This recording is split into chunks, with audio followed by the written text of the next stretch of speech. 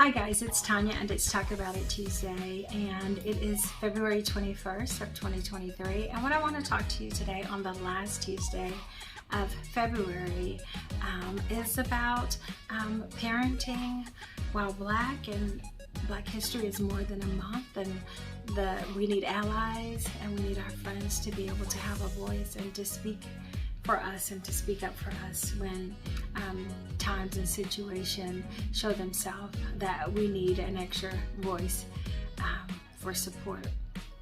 And so now, as a mom, when in my 20s, early 20s, and the late 90s, early 2000s, it was difficult. I was telling my kids, hey, when we go in the store, don't touch nothing. You don't have no money, there's no reason for you to touch anything.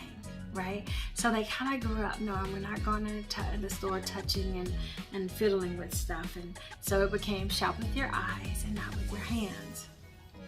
Right? Every now and then, if it was a toy and I was there to supervise, yes, you can touch it, you can do whatever.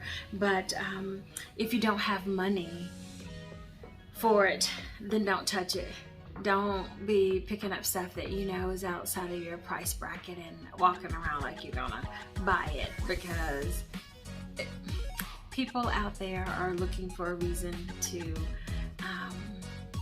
make accusations. And so I would also tell them to be mindful of their friends and who they associate with, whether they're people of color or whether they are not, that you need to have and surround yourself with people who are going to speak up for you. If something happens, they're going to, be an ally for you, and they're going to speak up on your behalf. And another thing was that if you leave home with your ID. I got my kids state IDs at a very young age so that they could have official government issue ID card. At like 9 or 10, they had their official ID cards. Never leave home without your wallet, without your key, being able to prove who you are and who you belong to. And when they would go into the store, even if they were just going to buy, a dollar pack of gum or a bag of chips, to always get a bag and get a receipt. It's just good practice, right? And also make sure that you're picking people of quality and that have a good character that you want to be associated with when you're not in the presence of your parents. And then how do they do all of that? It's hard. You're like having these conversations that you almost think that you shouldn't have to have with the kid, that they should just be able to go outside and run around and play and be able to go to the mall and just have fun and be free. But that's not necessarily the case. Because as an adult, it's hard to be profiled and watched and being able to know how to navigate those situations. But as a teenager or a young kid, it's even more difficult. They're having to deal with that in the classrooms, and sometimes not from other students, but from their teachers who are instigating, aggravating students, knowing that they have accommodations or whatever, and they are initiating and causing the kid to act up and then writing them up and sending them to the office knowing that it's not right.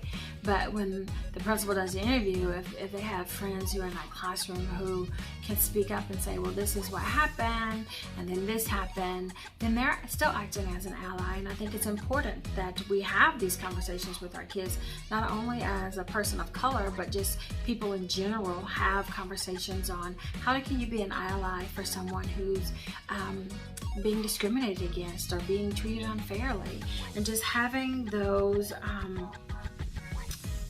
conversations about the inequities that people face and how can you help them.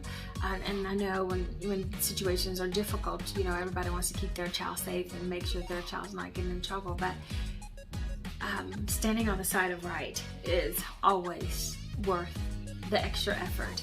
But we can't do that if we're removing history from the history books, if we're changing the dialogue of what the American history is and how that has impacted and how it has identified Black people and people of color as being less than, and marginalizing their contributions to America and building this country. I think that that's we're doing a disservice.